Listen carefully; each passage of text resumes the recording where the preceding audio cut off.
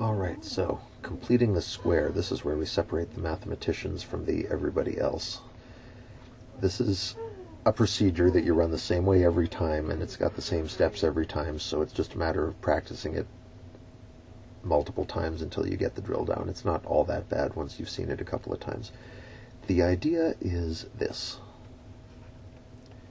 We have an equation in general form, which is not terribly useful, and we want to manipulate it until it looks like standard form.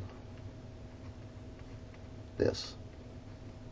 Because standard form is great. Just looking at standard form, you get the vertex without doing any calculations at all. You've got the vertical stretch factor. From the vertex, you know the axis of symmetry.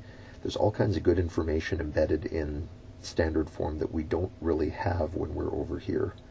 So we're going to tweak this and adjust it and add a bit here and nip and tuck a little here, and it's going to turn into this form when we're done.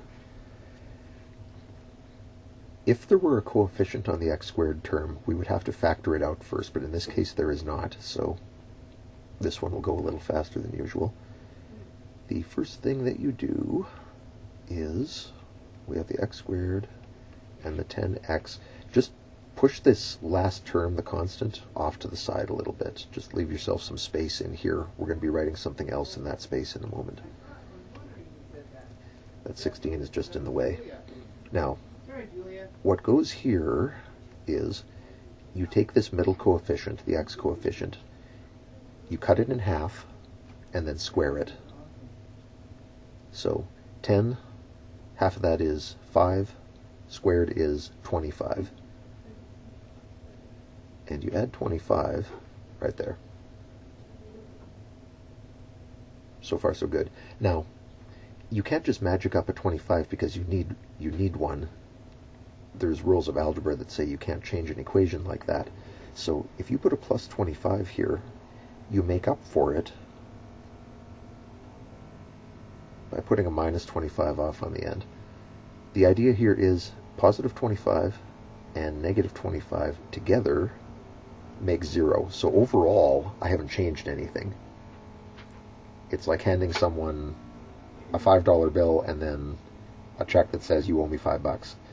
You haven't really affected their situation anymore because you've given them a 5, but you've given them a debt of 5 at the same time, so no net change. That was the big hard step, so if you're still with me, you're doing fine.